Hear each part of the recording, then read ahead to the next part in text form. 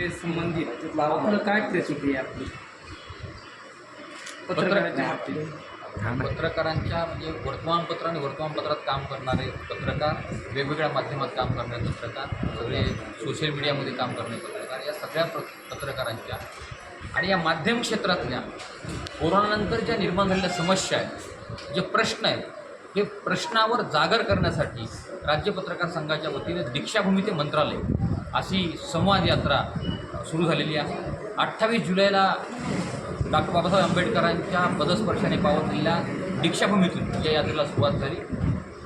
विदर्भ, खानदेश आणि उत्तर महाराष्ट्र या 3 विभागातून ही यात्रा शिर्डीमध्ये पोहोचली आणि शिर्डीमध्ये पहिल्या टप्प्याचा समारोप झाला. आणि आज 13 ऑगस्ट रोजी संभाजीनगर इथून क्रांती चौकातून वर्तमानपत्रांच्या दिंडीने या यात्रेचा शुभारंभ झाला दुसऱ्या टप्प्याचा. आणि ही यात्रा आता मराठवाडा, पश्चिम महाराष्ट्र, पुणे, कोकण आणि ठाणे आणि मुंबईमध्ये 20 तारखेला मंत्रालयावर पोहोचणार आहे. आणि त्या ठिकाणी YB सेंटर, यशवंतराव सेंटर जे आहे त्या ठिकाणी यात्रा समारोप आहे. प्रामुख्याने वर्तमानपत्र आणि या माध्यम क्षेत्रामध्ये काम करणाऱ्या लोकांना प्रतिष्ठा आणि त्यांच्या घामाचा मोबदला त्यांना मिळावा अशा प्रकारची यामध्ये अपेक्षा आहे. सरकार ही व्यवस्था आहे आणि सरकार ही व्यवस्था सगळ्या घटकांना न्याय देण्याची भूमिका घेत असताना वर्तमानपत्र आणि त्यामध्ये काम करणारे आणि वेगवेगळ्या माध्यमात काम करणारे लोक सातत्याने आपल्या काही मागण्या सरकारकडे मागत आहेत. पण सरकार ज्या संवेदनशीलतेने या घटकाकडे बघायला पाहिजे त्या घटकाकडं त्या संवेदनशीलतेने बघत नाही. विशेषतः वर्तमानपत्रामध्ये काम करणाऱ्या तालुका आणि जिल्हा पातळीवरची ही व्यवस्था जी आहे ही व्यवस्था अधिक सक्षम झाली पाहिजे, ही प्रामुख्याने आमची त्यामध्ये मागणी आहे. त्याचं कारण असं आहे की लोकशाहीमध्ये सामान्य माणसाचा आवाज जर व्यवस्थेपर्यंत जायचा असेल, व्यवस्थेपर्यंत पोहोचायचं असेल तर स्थानिक पातळीवरची माध्यम व्यवस्था ही अधिक सक्षम असली पाहिजे. आणि त्यामुळं सरकारचं उत्तरदायित्व आहे. सरकार ही व्यवस्था आहे, त्या सरकार ह्या व्यवस्थेने याही घटकाचे प्रश्न समजून घेऊन ते सोडवावेत यासाठी ही संवाद आहे. संवाद ही मूलभूत प्रक्रिया आहे जी प्रत्येक फक्त माणसासाठीच आहे.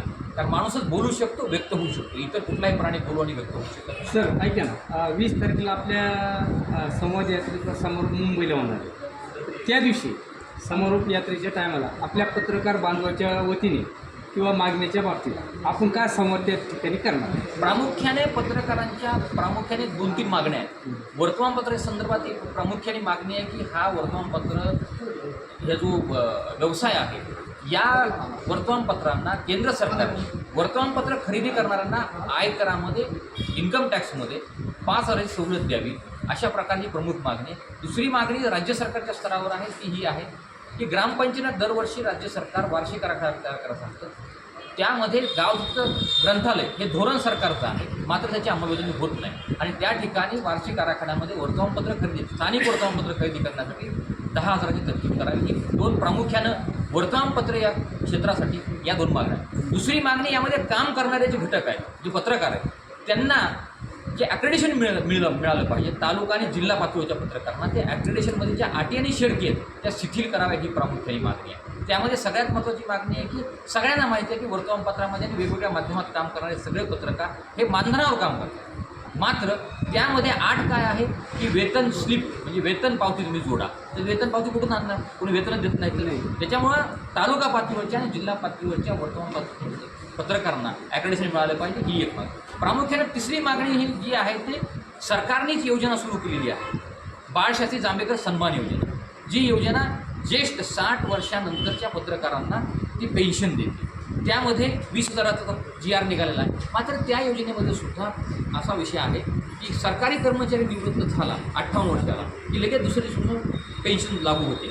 मात्र आपल्याकडे अशी परिस्थिती आहे या योजनेमध्ये 2-2, 3-3 आज तर औरंगाबादला एक ज्येष्ठ संपादक भेटले, त्यांनी सांगितलं की 5 वर्ष झाले माझा प्रस्तावच मंजूर होत नाही. तर प्रस्ताव त्रुट्यांवर ठेवला. आमची मागणी ही आहे की पत्रकारांना, जर ज्येष्ठ पत्रकारांना ज्यांनी आपलं आयुष्य पत्रकारितेमध्ये घातलं, समाजासाठी घातलं, त्यांना तुम्ही सन्मान देण्याची जी योजना सुरू केली आहे, 6 महिन्यात प्रस्ताव आल्यानंतर 6 महिन्यामध्ये त्या निर्णय घ्यावा आणि त्यावर तातडीनं अंमलबजावणी व्हावी. सर लास्ट एक प्रश्न, आधी स्वीकृती जी आहे तुम्ही जे आत्ता सांगितलं त्याच्या इतक्या जाचकाठी पत्रकारांसाठी, आपल्यासाठी आपण लोकांचे सर्वसामान्यांचे कामं करतो, पण आपल्यासाठी ते इतक्या जाचकाठी असं त्या दिवशी समारोपच्या टायमाला शासनाला निदर्शन तुम्ही असं आणून द्यावं की ह्या जाचक कमी करून आपल्यासाठी जे पत्रकार बांधवासाठी एस टीचं जे पत्रकारसाठी राखीव सीट आहे ती आजपर्यंत अंमलबजावणी होत नाही, यासाठी एक बोला तुम्ही.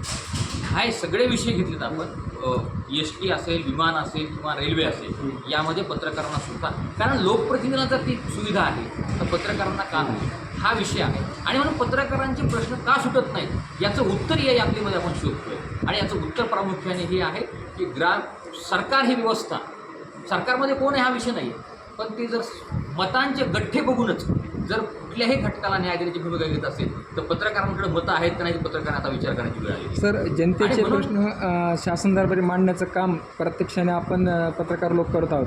मात्र आज पत्रकारांच्या मागण्यासाठीच पत्रकार रस्त्यावर उतरण्याची वेळ आली आहे. तर शासन यासाठी जबाबदार आहे, तर शासनासाठी आपण काय अल्टिमेटम द्याल? माझा मुद्दा, आमचा यात्रेमध्ये हा मुद्दाच हा आहे की पत्रकार हा सरकारच्या समोर रोजचा घटक आहे. तरी पण या घटकाकडं सरकारने ज्या संवेदनशीलनं पाहायला पाहिजे ते संवेदनशीलनं सरकारने पाहिलं नाही. आणि त्यामुळं आता हे संवाद यात्रेतनं सरकारसमोर हे प्रश्न मांडण्यासाठीच ही संवाद यात्रा आहे. आणि म्हणून मी जे आत्ता मुद्दा म्हणला की सरकार ही व्यवस्था जर प्रत्येक घटकाला न्याय देताना मतांच्या गटाचा विचार करत असेल तर पत्रकारांकडे सुद्धा मतं आहेत. पत्रकारसुद्धा पहिल्यांदा मतदार आहे आणि नंतर तो पत्रकार आहे हे समजून घेणं आवश्यक आहे. आणि एक पत्रकार किती मतं देऊ शकतो आणि किती मतं फिरवू शकतो हे आता आपल्याला सगळ्यांना मिळून सांगावं लागेल, तरच आपले प्रश्न सुटतील. लोकशाहीमध्ये कधीही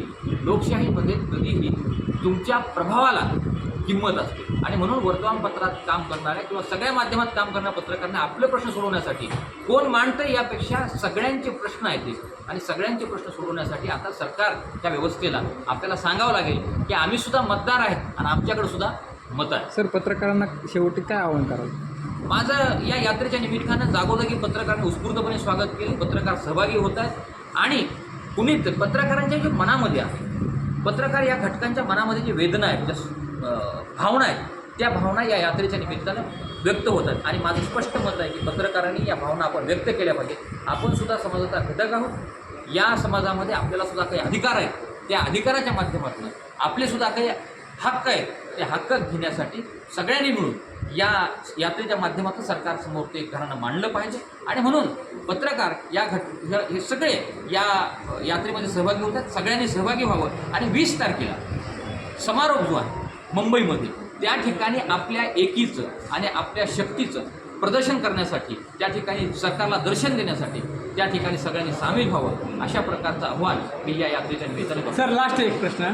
ज्यावेळेस विविध संघटनेचे लोक जिल्हाधिकारी तहसील कार्यालयापाशी अधिवेशन करतात किंवा उपोषण करतात, तर त्यावेळेस ते लिखी वगैरे घेतात. तसं आपल्या पत्रकार संघटनेच्या बाबत किंवा पत्रकारांना एस टीचा वगैरे किंवा पगारीचा कायदा करावा याबाबत आपलं काय मत आहे की असं काही लेखी घेता येईल का त्या समोरच्या टायमाला? नाही, सरकार बघा, सरकार जेव्हा चर्चा करतं, सरकारच्या अधिकाऱ्यांनी जेव्हा चर्चा होईल त्यावेळेस आपल्याकडे जे मुद्दे आहेत, जे आता मी सुरुवातीला 20 मुद्दे दीक्षाभूमीतून निघताना ठेवले होते, पण त्या मुद्दे मागण्या वाढत आता त्या 26पर्यंत गेलेल्या आहेत. म्हणून या सगळ्या मागण्यांवर तिथं बसून चर्चा होईल आणि चर्चेनंतर त्यातल्या कोणत्या मागण्या प्रायोरिटीने आपल्याला घ्यायच्या, तुम्ही जे सांगितलं त्या प्रायोरिटीने आपण मागण्या त्यांच्याकडून मंजूर करून घेण्यासाठी आपण त्या ठिकाणी आग्रही भूमिका घेऊ. येस.